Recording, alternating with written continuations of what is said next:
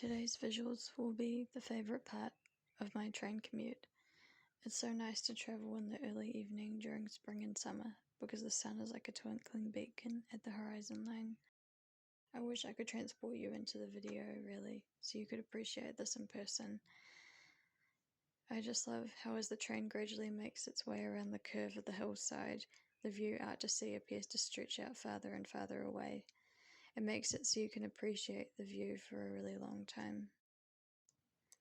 The other wonderful thing about travelling by train is that as a passenger you can allow your mind to wander between stops. I started wondering about my negative thoughts and self-doubts because they are with me almost all of the time. Why won't they go away? Specifically the one that tells me I'm not mentally healthy enough to do the things I would like to. Recently, I've experimented with the conscious act of countering my negative thoughts. By that I mean I tell the thought I understand why it's making its presence known, but then I try to challenge its black and white portrayal of people's attitudes and the way it assumes to speak on behalf of everyone. My thought says, I can't be trusted, I'm an unstable person.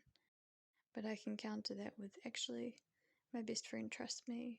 He has been witness to me reacting emotionally out of fear and uncertainty. From his point of view, that emotional outburst doesn't define all of me and all of my actions moving forward. He has seen me be a stable person and he has counted on me. My thought says, as long as I'm experiencing mental illness, I can only cause people harm. I fit the definition of a toxic person.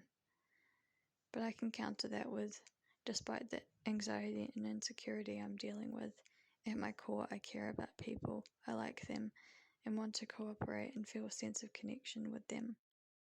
As long as I am driven from that desire and hope in me, I can help people and be a good companion, even while experiencing illness. My thought says, I need to be a new, improved person before I contribute socially, to simply participate in life.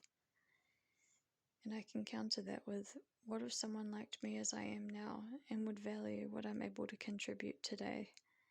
I can also ask, where did the ideas of a new, improved person come from?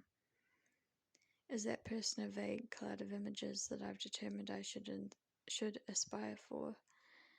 If it is vague, how can I know when I've improved enough? Now I will attempt to paraphrase something I've learned from therapy because it helps me be sympathetic to my doubting, negative thoughts instead of beating myself up for having them. It's possible that I memorized at an early age that the consequences of making mistakes are great, and this has led me to value competence very much. The part of me that needs to prove itself as competent all the time is still childlike, easily hurt, and blames itself when things do not go smoothly.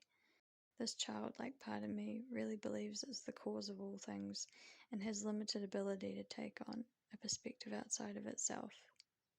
As I come up with counter-arguments to my negative thoughts, I do feel it brings comfort to the childlike part of me, as if I'm assuring the child, you won't be alone, you're going to be okay. There is something about addressing negative thoughts directly that I think is potentially very helpful. The intimidating part of this, at least in my experience, is questioning where the value judgments come from, such as being mentally healthy enough. Honestly, if I had the ability to switch off my negative train of thought altogether, I would do that.